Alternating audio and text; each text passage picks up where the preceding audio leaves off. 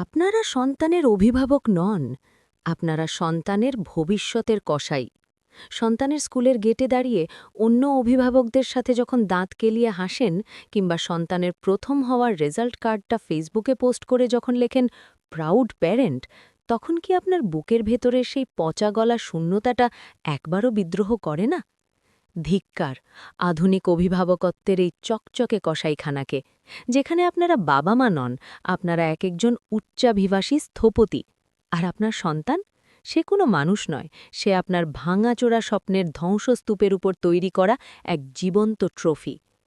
হে পুরুষ, আপনার কথা দিয়েই শুরু হোক।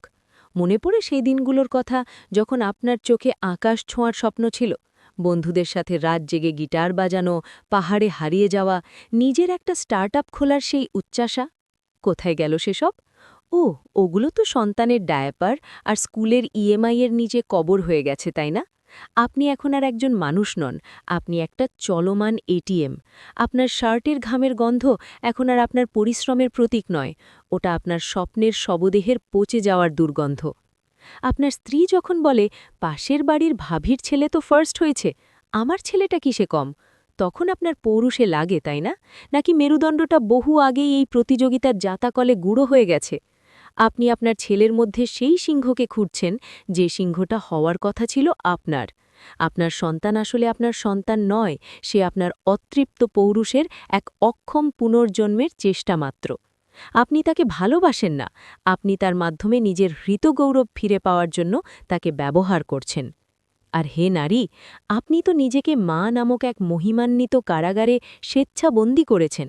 আপনার শরীরের ভাঁজে ভাঁজে যে স্ট্রেচ মার্ক, ওগুলো মাতৃত্বের চিহ্ন নয়, ওগুলো আপনার হারিয়ে যাওয়া পরিচয়ের মানচিত্র। আপনার কেরিয়ার, আপনার শখ, আপনার নিজস্ব জগৎ, সব কিছুকে তো আপনি সন্তানের পায়ে বলি দিয়েছেন। কেন?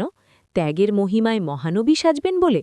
ছি, এই আত্মপ্রবঞ্চনা দেখে লজ্জা করে না? আপনি কোনো মহানবী নন, আপনি একজন ক্ষুধার্থ শিকারী। আপনার সন্তানের সাফল্যই এখন আপনার একমাত্র সামাজিক পরিচয়। সে যখন আবৃত্তি প্রতিযোগিতায় প্রথম হয়, তখন তার সাফল্যে আপনার বুক ফোলে না, আপনার ঈর্ষার আগুন নেভে। আপনি অন্য মায়েদের চোখে চোখ রেখে বলতে পারেন, দেখেছিস, আমার সৃষ্টি তোর সৃষ্টির চেয়ে সেরা। আপনার স্নেহ আসলে এক সূক্ষ্ম অত্যাচার, আপনার ভালোবাসা শর্তহীন নয়, এটি একটি পারফরম্যান্স রিভিউ। সন্তান ভালো ফল করলে আপনার মুখে যে হাসি ফোটে, তা ভালোবাসার নয়, তা এক বিনিয়োগকারীর মুখের ডিভিডেন্ড পাওয়ার হাসি। আপনারা দুজনেই এক ভয়ঙ্কর খেলার অংশীদার। আপনারা আপনাদের সন্তানকে জন্ম দেননি, আপনারা একটা প্রজেক্ট লঞ্চ করেছেন। এই প্রজেক্টের নাম আমার অপূর্ণ জীবনের সফল সংস্করণ। নাচ, গান, আঁকা, কোডিং, ক্যারাটে, আপনারা ওর শৈশবকে গলা টিপে হত্যা করে ওর ওপর নিজেদের অপূর্ণ স্বাদগুলো চাপিয়ে দিচ্ছেন। ওর কচি কাঁধে বইয়ের বোঝা নয়, আপনাদের অতৃপ্ত জীবনের লাশ চাপানো আছে। গভীর রাতে যখন সব নিস্তব্ধ, একবার নিজের বুকের উপর হাত রেখে প্রশ্ন করুন তো, যদি এই সন্তান না থাকত, আপনার জীবনটা কেমন হতো? এই নিষিদ্ধ প্রশ্নটা আপনার মস্তিষ্কে বিদ্যুৎ স্পৃষ্টের মতো কাঁপুনি ধরিয়ে দেয়, তাই না? এই কাঁপুনিই প্রমাণ করে আপনার ভালোবাসা কতটা ঠুনকো আর স্বার্থপর। আপনারা অভিভাবক নন, আপনারা আপনাদের সন্তানের ভবিষ্যতের কসাই। আপনারা ওর ডানাগুলো কেটে দিয়ে বলছেন ওড়ো, কারণ আপনারা চান ও ওড়ুক, কিন্তু ঠিক ততটুকুই উড়লে আপনাদের সামাজিক স্টেটাসের খাঁচাটা ঝলমল করে ওঠে।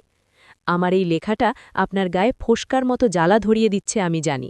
আপনার মনে হচ্ছে আমার জিভ টেনে ছিঁড়ে ফেলা উচিত, কারণ সত্যের এমন নগ্ন আয়নার সামনে দাঁড়ানোর মতো স্পর্ধা আপনাদের নেই। আপনাদের পচে যাওয়া অভিভাবকত্বের দুর্গটা যখন ভেঙে পড়তে চায়, তখন গালিগালাজি হয় আপনাদের একমাত্র অস্ত্র। তাহলে যান, কমেন্ট বক্সে আপনার সবটুকু বিষ উগড়ে দিন, প্রমাণ করুন আপনি একজন আদর্শ বাবা বা মা।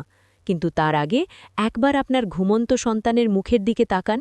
ওই নিষ্পাপ মুখে কি আপনি একটা ভবিষ্যৎ দেখছেন, নাকি নিজের অতৃপ্ত অতীতের ছায়া? সিদ্ধান্ত আপনার। আপনি কি এই কসাইখানার দক্ষ কসাই হয়েই থাকবেন, নাকি নিজের সন্তানের আত্মাকে মুক্তি দিয়ে একজন সত্যিকারের মানুষ হতে দেবেন? পারবেন কি নিজের এই কদর্য স্বার্থপর রূপটাকে স্বীকার করতে, নাকি মিথ্যের চাদর মুড়ি দিয়ে প্রাউড প্যারেন্ট হয়েই মারা যাবেন?